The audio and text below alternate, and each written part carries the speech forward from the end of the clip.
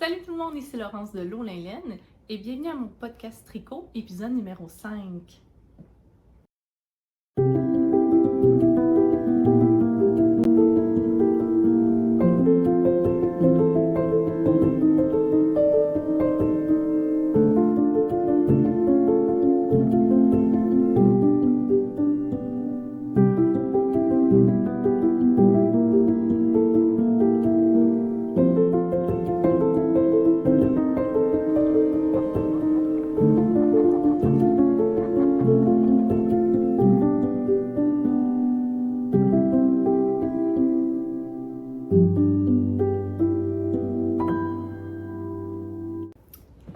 Donc aujourd'hui, je suis vraiment contente de vous retrouver. Ça fait plusieurs semaines que je n'ai pas filmé.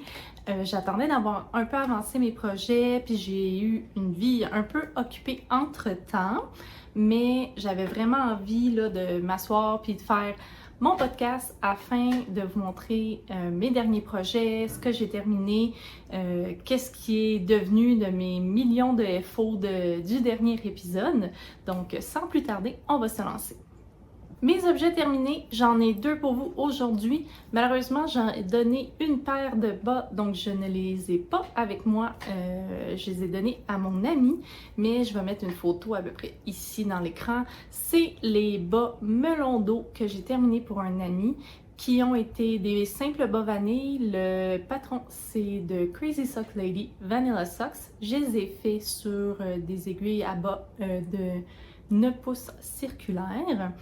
La laine que j'ai utilisée, c'est la laine de chez les laines Biscotte, la laine Bissoc, qui est constituée de 85% mérino, 15% nylon dans la couleur melon d'eau. J'ai dit à de nombreuses reprises que je triperais vraiment sur cette couleur-là, surtout en été. Je les ai donnés à mon ami à contre-cœur, mais il était vraiment content. Donc, l'avantage, c'est que si j'ai le goût de m'en faire une paire, mais je vais savoir à quoi m'attendre. Et ça a été mon premier objet terminé. Mon deuxième objet terminé, eh bien, c'est mon Summer Sorrel. Là, je m'excuse vraiment pour l'éclairage. J'ai de la misère aujourd'hui avec mon éclairage. J'essaie la caméra en face de mon téléphone. Puis, c'est ça, dans le fond, là, j'essaie de... J'ai dit, bon, même si l'éclairage n'est pas top, là, les gens, les voisins, mon copain passe la tondeuse dehors, donc je m'excuse d'avance pour les bruits. Mais sinon, si je prenais pas le temps de le faire, je l'aurais jamais fait, ce podcast-là. Fait qu'on va passer outre. Mais enfin, ça, c'est un projet que j'ai depuis des mois sur mes aiguilles et c'est le Summer Sorrel par Wool & Pine que j'ai terminé. Dans le fond, je vais essayer de vous montrer la dentelle ici. Fait que très beau motif. Vraiment, là, je suis ultra satisfaite du look. C'est sûr que j'ai fait quelques erreurs et on voit ici là, que le col est quand même grand. Peut-être que je pourrais passer un élastique, je suis pas encore certaine. Puis on peut voir là, c'est ça, les bretelles de mes brassières, mais ça me dérange pas trop. Mais c'est à penser là, avec un gros col en V. Pas col en V, mais un gros col à tricoter, là, voir là, si j'aurais pas dû le high core le faire un petit peu plus serré. Donc ce chandail-là a été tricoté dans laine de chez les laines Biscotte aussi, mais la collection de Louise Robert, je ne veux pas me tromper, la laine Super Sock qui est une laine fingering, mais dans le fond, la laine Bissoc est 85% mérino, 15% nylon. La Super Sock, elle est 75% mérino, superwash et 15% nylon. 25%. Il faudrait que j'apprenne mes mathématiques plus comme du monde, là. Et que ce soit la Bissoc ou la Super Sock, les deux sont faites en fingering superwash. Également, quand je vous disais que j'étais bien occupée ces dernières semaines, mais je vais me lever debout pour vous montrer un peu à quoi ça ressemble. Puis là, vous allez peut-être voir que... Ouf, dans le fond, mon corps a un peu changé, ce qui fait que le chandail que j'avais voulu faire un peu plus long, parce que j'ai fait ça un petit peu plus long, je pense 2-3 pouces de plus, parce que je voulais pas qu'il soit crop, ben malheureusement, ben pas malheureusement on s'entend, mais là, moi, disons qu'il est redevenu propre par lui-même. Je vais vous rapprocher un peu. Donc oui, je suis enceinte. C'est d'ailleurs pourquoi je n'ai pas tant posté dans les dernières semaines parce que j'étais dans le premier trimestre très fatiguée. C'est le seul gros symptôme de grossesse que j'ai eu à mon premier trimestre. Puis, je vais le sortir. Je ne sais pas si vous vous rappelez. Dans mes derniers podcasts, je tricotais des chandails pour bébé. Et il y en avait un que je disais que c'était pour dans la famille. Et finalement, c'était pour moi. Donc, j'avais tricoté ce chandail-là en espérant faire une annonce joyeuse à ma famille pour Pâques. Puis là, je vais faire un trigger warning. Je vais parler de fausses couches. Donc, si c'est quelque chose qui vous interpelle ou que vous n'êtes pas bien là-dedans, je vais mettre des sections et je vous invite à passer à la prochaine section. Donc, oui, malheureusement, j'avais fait ce chandail-là, je pense, quand j'ai su que je suis enceinte, parce que quand je parle de fausses couches, je suis tombée enceinte après 2 fausses couches en ligne. Donc, la première, ça a été difficile. La deuxième, ça a été encore plus difficile. Puis, je pensais être correcte. Et je m'étais tricotée en 1 semaine ce beau petit chandail-là en acrylique. Puis, j'étais pas certaine du feeling, tout ça. Mais je me disais, c'est pas grave, c'est pour moi. Si j'aime pas ça, ben au pire, tu sais, c'est ça. Je vais l'utiliser pour moi. Puis, si j'aime pas ça, ben c'est pas grave, même si c'est un cadeau. Donc, ouais, malheureusement, j'ai fait 2 fausses couches, mais là, cette fois-ci, je suis présentement à 14 semaines. Je veux pas que mon podcast tricot devienne un podcast de grossesse, donc je vais pas trop m'étaler sur le sujet, mais juste pour vous dire que j'étais à 14 semaines, j'ai l'air beaucoup plus avancée. Ma bedaine, elle a popé même vers 7-8 semaines, puis j'ai dû l'annoncer un petit peu plus en avance parce que j'avais vraiment l'air enceinte avant le 12 semaines. Donc, tout va bien. Je fais les suivis, je me croise les doigts que ça continue à bien aller, ça continue à bien aller. Puis, c'est sûr que là, le fait que je sois enceinte, ça change vraiment mes projets à long terme, évidemment dans ma vie et tout ça, mais aussi tricot. Parce que, tu sais, dans la vie, tu sais que ton corps va changer avec la grossesse, mais j'avais pas prévu que ça allait changer autant que ça au début. Puis, je m'attends à ce que mon corps continue à changer, que ce soit vers la fin de la grossesse, après l'accouchement, pendant la maternité. Puis ça, je me mets vraiment aucun stress là-dessus. Mon corps, il a le droit de changer, je vais m'habituer à ça, puis tout là, vraiment, no stress. Mais j'ai pas envie de me tricoter des choses qui me feront plus comme je voudrais et que je me mette une pression, par exemple, je sais pas moi, perdre du poids pour pouvoir rentrer dans mes derniers tricots. Ça me tente vraiment pas de faire ça. Donc, j'avais beaucoup de tricots ajustés dans mes derniers projets en cours et j'en ai détricoté la plupart afin de m'habituer à ce changement-là. Puis, j'ai décidé, c'est ça, là, les tricots d'été, j'ai décidé de pas en faire parce que là, c'est ça, mon buste a pas mal changé. Fait que là, il a fallu que je détricote tout ça. Puis j'ai dit, gars, je vais m'y refaire pour l'année prochaine, après avoir accouché, pour voir, tu sais, quelle grandeur prendre, qui va faire mon affaire. Donc, j'ai appelé ça le cimetière. Je vais juste les nommer. J'ai mes petites notes ici. Donc, qu'est-ce qui a été au cimetière? La camisole Rib to Your Measure, que de toute façon, j'ai détesté mon échantillon. Ça allait pas avec la laine que j'avais, donc j'ai décidé de détricoter de toute façon pour pouvoir utiliser la laine à d'autres escients. Ma camisole numéro 9 de My Favorite Things Knitwear, qui était fait pour un buste de taille small, je pense. Puis là, c'est clair, ça me fera plus. Bon, c'est ça, sans faire de détails. Mettons que même mes brassières ne me font plus, j'ai dû m'en acheter d'autres. Et je faisais le Lotus de Sarah Blow en fingering, même chose, la taille small. Je pense que si j'ai à le refaire, parce que j'aimerais bien ça le refaire, je vais le faire en taille médium, que je sois enceinte ou pas. Parce que ça, c'était vraiment un patron que je voulais, puis je pense qu'en médium, ça va faire l'affaire. Fait que ça, c'était pour le cimetière. Donc, la prochaine section, c'est quelque chose que j'ai décidé de faire Pas pour me mettre de pression, pour voir qui tricote le plus vite ou le mieux ou whatever, là. Vraiment, c'est que moi, dans ma journée, je me dis, je veux avancer mes projets de tricot, malgré mes journées soient occupées ou autres. Puis moi, j'aime bien ça, prendre un café le matin en tricotant, en partant ma journée. Pour moi, ça met dans un état là, de relaxation, c'est ça, j'aime bien ça, faire ça. Puis souvent, ben moi, j'ai de la misère avec ma gestion de temps dans la vie. Et mon café peut me prendre... mon café peut me prendre, tu sais, 30 minutes, 1 heure, 2 heures si j'y prête pas attention, surtout si je suis en train de tricoter puis je tripe sur ce que je suis en train de tricoter.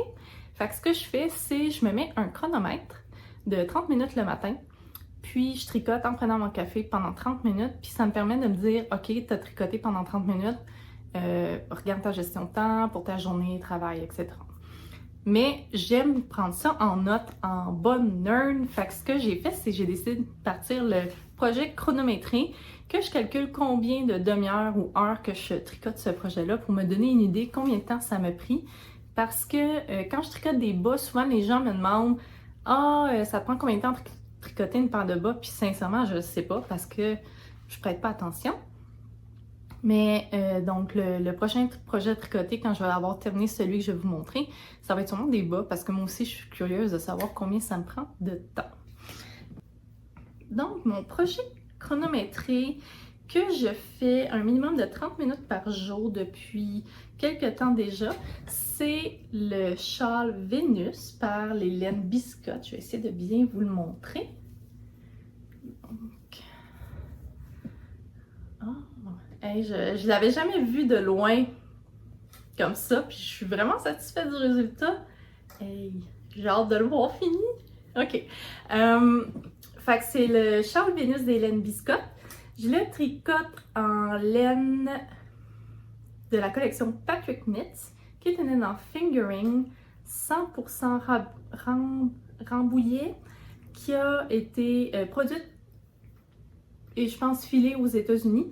Puis c'est la première fois que je tricote avec une laine qui est non superwash, puis sincèrement là, c'est tellement doux que ça m'a mis... Tu sais, moi je pensais tout le temps, là, sûrement que c'est une erreur de débutante là, qui connaît pas rien à la laine, mais tu sais, j'avais souvent le préjugé que la laine non traitée c'était piquant, mais vraiment pas là, celle-là, là, c'est... Je pense que je vais la réutiliser pour d'autres choses.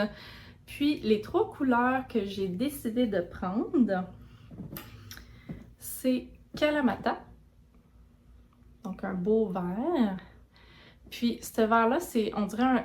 Voyons, focus. On dirait un vert... Je sais pas pourquoi il voit une face dans le matelas là, ce qui n'a absolument pas rapport. C'est un vert, mais il y a comme des tons, je trouve, de brun, des fois, dedans. Donc c'est... Tu sais, c'est pas une couleur unie, là, selon mon... Mais c'est vraiment très subtil, là, ça paraît pas de loin. La couleur orangée. Et la couleur Cherry Pie. Fait que j'utilise ces trois couleurs-là pour faire un beau motif de chevron. C'est la première fois que je tricote un motif de chevron aussi. Vraiment super satisfaite, puis je suis sûre que ça va être super beau à porter cet automne avec ma bédaine. Donc c'est un châle, pas besoin de se stresser avec la grandeur. Puis ce projet, présentement, le projet m'a pris 45 heures et demie de travail et il me reste au moins, je pense, au moins 30 heures, c'est pas plus, parce que là, je commence à avoir beaucoup de mailles ici, puis c'est tricoté dans le fond, il y a un côté endroit, un côté envers, donc il y a un côté que c'est juste des mailles à l'envers, c'est pas mal long, puis ça me prend au moins une demi-heure faire un rang en ce moment.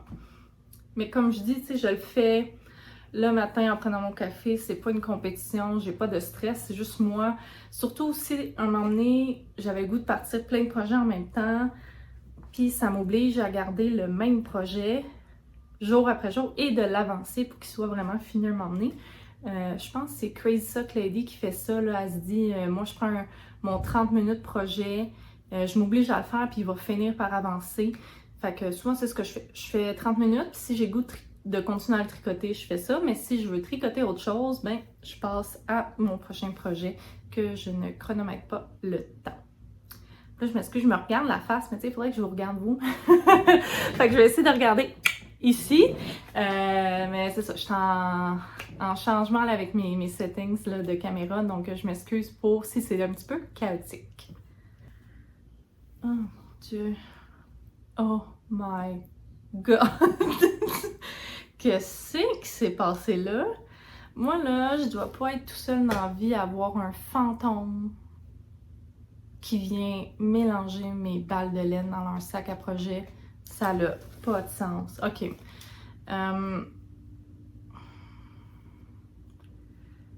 Je vais défaire ça, puis je vais vous revenir. Qu'est-ce qui s'est passé là? OK. Après avoir défait mon bordel, ce qui m'a pris beaucoup trop de temps, mon prochain projet que je voulais vous présenter, c'est le Weekender Light par Andrea Maury. Dans le fond, c'est pas la première fois que j'en parle dans mon podcast. Qu'est-ce qui a changé? C'est que c'est un des projets que j'ai détricoté. J'avais fini les 2 parties des côtes dans le bas et j'étais prête à joindre. Et vu que j'avais pris une taille plus petite, j'ai décidé de faire la taille 2 maintenant pour accommoder ma grossesse. Fait que ça m'a fait mal au cœur, j'ai dû tout détricoter, retricoter. Et là, je commençais à m'écœurer un peu du fingering. Là. Après avoir fait ma paire de bas, pardon, en fingering, des côtes en fingering, mon char qui est en fingering, là j'ai dit, tu sais, je vais le faire, dans le fond, à mon rythme, quand ça me tente. C'est mon projet que là, vu que c'est des côtes, c'est facile que j'amène souvent à l'extérieur, d'où le pourquoi sûrement que c'est tout mêlé. Mais, c'est ça, fait que c'est comme repartir à zéro, alors que j'avais déjà fait les côtes une première fois. Mais c'est pas grave, je veux dire, je voulais pas de quoi qui était trop petit, puis je voulais de quoi qui était cosy pour la future maman que je vais être. Et là, laissez-moi regarder mes notes pour être certaine que je ne me trompe pas. Je vais vous montrer la laine. Donc la laine, c'est de Entre Sœurs Hélène. C'est Ananas, qui est une laine fingering, 80% mérino, 20% nylon. Je l'avais acheté lors d'une vente, donc je n'ai pas la couleur. Mais c'est un beau rose à speckle. Fait que ça, c'est mon projet comme à temps perdu. Je m'attends pas à ce qu'il soit bien avancé. Même que si je l'avance pas d'ici le prochain podcast, peut-être que j'en parlerai pas là, parce que c'est ça. Après mon châle, j'ai d'autres. Pour mon projet chronométré, j'ai d'autres idées. Je vais peut-être en parler à la fin, plus à la fin là, de ce que je désire faire. Mon dernier projet en cours, c'est un nouveau projet. Justement, quand j'ai su que j'étais enceinte, que j'allais être à 40 semaines dans les environs de décembre, eh bien, j'ai dit, je vais me faire des projets. Je vais me faire focuser comme du monde. Je vais me faire, tu sais, des projets avec beaucoup d'aisance positive, même si c'est pas trop mon style. Fait que je voulais vraiment, c'est ce que je cherchais, mais je suis tombée sur un patron qui s'appelle Curry in Poncho. Là, j'ai oublié le nom de la designer, c'est Ami Talco. Puis, c'est un poncho, hein, ça le dit, Curry in Poncho, que quand j'ai vu ce patron-là, je suis tombée en amour avec. Et c'était, je vais mettre une photo ici. Puis, la designer, elle a choisi un beau jaune moutarde doré. Puis moi, ça m'a fait penser à la laine que j'avais achetée d'Entre Sœurs Hélène, jaune poussin. Et c'est ce que j'ai décidé de prendre pour mon poncho. C'est une laine qui est fingering, je vais vous le montrer ici. Donc, cette fois-ci, cette laine-là, c'est la Malou, qui est une base 80% mérino, 10% cachemire et 10% nylon. Vu que c'est fingering puis le patron demande des cas, ben je tiens 2 fils ensemble. La seule chose, c'est que je ne sais pas si je vais avoir assez de laine pour terminer le poncho. J'hésite encore si je rachète ou pas de la laine poussin, mais ce que j'aimerais peut-être faire, c'est, parce qu'il y a une belle bordure en bas, en côte, mais je pense que je vais mettre, dans le fond, les restants de ma Super Sock. Puis j'ai oublié de dire ce chandail-là, tricoté en Anne Boleyn. Donc c'est le restant de ma Super Sock en Anne Boleyn. Puis je pense que ça ferait super beau ensemble. Donc je pense que c'est vers ça que je vais m'aligner là, afin de passer mes restants de laine sans en acheter d'autres pour l'instant. Fait que ça, c'est un beau projet en déca. Quand je disais que j'étais tannée des projets fingering, je voulais quelque chose qui avançait un petit peu plus. Ben, ça, c'en est un. C'est vraiment agréable à tricoter. La construction, dans le fond, on fait un gros... j'ai quasiment le goût de dire cache-cou, là, mais j'ai collé en tête. Un col à l'eau. Puis, un beau col en côte qui, avec des rangs raccourcis à l'arrière, qui viennent, ça dans le fond, je vous montre l'arrière présentement. Et il y a un motif très facile à faire. C'est même pas un motif, là, c'est... Dans le fond, je veux pas trop parler du patron vu qu'il est payant, mais il va avoir 4 parties au poncho. Puis ça fait... les augmentations sont faites assez simples, mais ça donne une belle ligne comme ça. Fait que ouais, ça, j'ai l'impression quand je vais être enceinte de 35 à 40 semaines, je vais pouvoir mettre ça. Je vais être bien au chaud, bien cosy. Puis j'ai dit à mon chum qu'il a le droit de m'appeler Big Bird si ça y tente. Donc voilà mon dernier projet en cours. Alors on passe du côté de ma section budget laineux où j'essaye sans réussir de diminuer les achats de laine que j'ai fait cette année. C'est-à-dire que j'ai fait beaucoup d'achats laineux. Puis là j'essaye que mes projets me permettent dans le fond de diminuer mon stash, mais on dirait que j'arrive toujours à en racheter, ce qui m'aide pas. Par contre, ce mois-ci, dans le fond, avant fin avril, la dernière fois que j'ai tourné mon podcast, j'étais à 3500 grammes en surplus dans mon budget laineux. Et à la fin juin, j'étais rendue à 3250 grammes. Donc, j'ai seulement tricoté 250 grammes. Ce qui est dans le fond, ce projet-là, j'ai oublié de le mentionner au début, mais mon Summer Sorrel m'a pris seulement 200 grammes de laine. Puis, la paire que j'ai offert à mon ami, dans le fond, 50 grammes de laine. Donc, c'est ça aussi quand on tricote des projets fingering qui prennent du temps, eh bien, on sort moins de laine à la fin parce que, c'est ça, on utilise moins de laine. Ça fait du sens. La boutique de laine proche de chez moi avait une vente et souvent, j'essaie de me modérer, pas capable, mais j'avais reçu quelqu'un pour ma fête, justement l'ami à qui j'ai offert des bas, m'avait donné un certificat cadeau pour ma fête. Donc c'est sûr que quand j'ai vu qu'il y avait une vente en plus, j'ai dit ah, tu sais, c'est le temps d'utiliser ce certificat cadeau-là. Puis je veux, dans le fond, ce que j'aimerais beaucoup faire avec mon premier bébé, c'est d'essayer l'aventure des couches lavables ou de lui tricoter des vêtements dans le fond, qui vont avoir une utilité reliée aux couches lavables un peu. Puis ce que je veux essayer, tu sais, je dis pas que ça va marcher ou pas, au pire, il va avoir des pantalons cute, mais il y en a beaucoup qui utilisent des couvre-couches, ben non, c'est pas beaucoup utilisé, mais je pense que ça devient de plus en plus populaire, qui utilisent des couvre-couches en laine, qu'on lanolise avec la lanoline, et qu'on peut utiliser... Mon chum il a ouvert la porte puis ça m'a déconcentré. Dans le fond, c'est on lanolise le pantalon, le couvre-couche et on peut utiliser ça pour une façon d'utiliser en couche lavable. Et ça, dans le fond, il faut prendre de la laine qui est 100% vierge. Désolée, là, Octave cherche mon chum, fait qu'il va passer. Et quand j'ai vu qu'à ma boutique de laine, il y avait... Octave, s'il te plaît. M'excuse pour le bruit. Il veut pas venir devant la caméra, mais il se promène. Donc, quand j'ai vu que... quand j'ai vu cette laine-là à la vente, dans le fond, c'est 5$ les chevaux. de la laine québécoise, 100% pure laine, produit du Kamouraska. J'ai pas pu résister. Puis, sachant qu'un couvre-couche, je pense que je vais pouvoir en faire plusieurs avec ces laines-là, j'étais bien contente.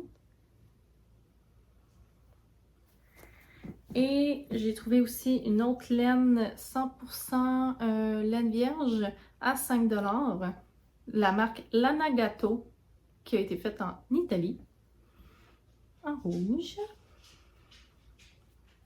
Fait que mon but, c'est d'essayer de faire des couvre-couches avec, je pense que je vais utiliser des patrons gratuits, là, juste pour essayer, parce que je veux pas trop, mon but, là, vraiment, c'est de pas dépenser le moins possible pour mes enfants, mais d'essayer d'économiser le plus possible sur les couches. Donc, si j'utilise la laine super chère, puis tu sais, on s'entend, c'est pour des couches lavables, ça va être en contact avec de l'urine et des selles. J'ai peut-être pas le goût de mettre une laine en cachemire là-dedans. Donc, je vais essayer avec ça. La laine, elle est un peu rustique, mais elle est quand même douce. Puis, j'ai entendu dire que quand on l'analyse, eh bien, elle s'adoucit davantage. Donc, je vais faire des tests. Puis si jamais ça marche pas, ben écoutez, j'ai des tricots, puis je fais d'autres choses avec, là. C'est ça qui est le fun avec la laine, c'est que c'est réutilisable dans d'autres projets si on le désire. Et pour me gâter, j'ai aussi voulu acheter une laine vierge, mais celle-ci, elle m'a coûté un petit peu plus cher, 30 $ les chevaux. C'est British Blue par Erica Knight. Oups, faudrait peut-être que je mette ça à l'endroit, ça fait peut-être du sens. Et c'est de la Pure British Blueface Leicester Wool, donc 100% laine vierge. J'ai dit je vais essayer ça aussi. Mais elle est vraiment plus douce. Elle est plus douce que la laine rustique, fait que ça, je pense pour des fesses de bébé, ça va être bien correct. Fait que mes prochains projets, c'est surtout me faire des vêtements qui vont accommoder ma grossesse.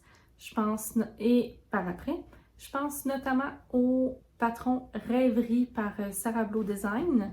Donc, j'attends de finir mes projets que je fais présentement, de sortir un peu de la laine de chez nous, de la tricoter dans le fond, pour diminuer mon stash avant d'acheter de la laine pour faire le modèle Rêverie. Je devrais être en mesure de faire ça au début de l'automne. Je veux faire des cache-couches pour bébé.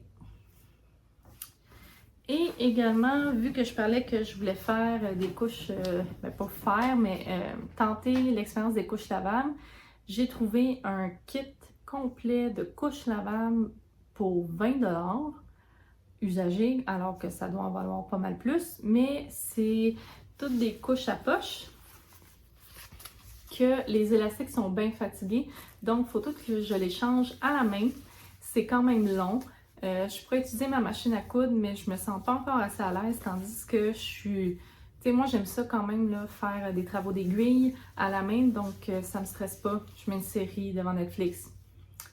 Je change mes élastiques tranquillement, pas vite.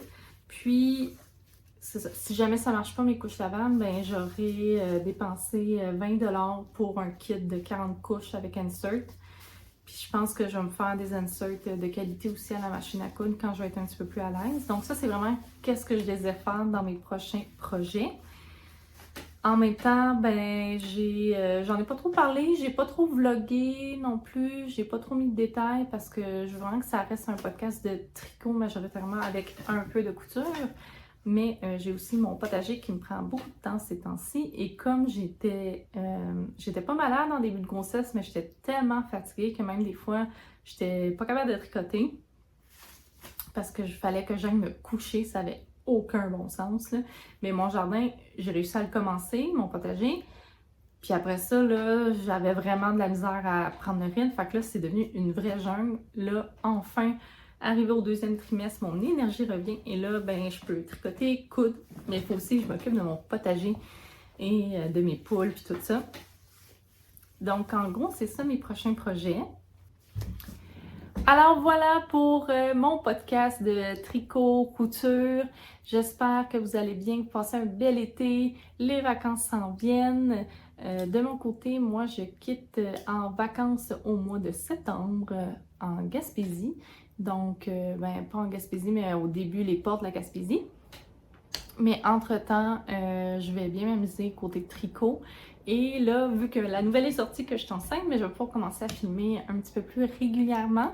Et je vous souhaite une excellente journée. Je vous embrasse et je vous dis à la prochaine!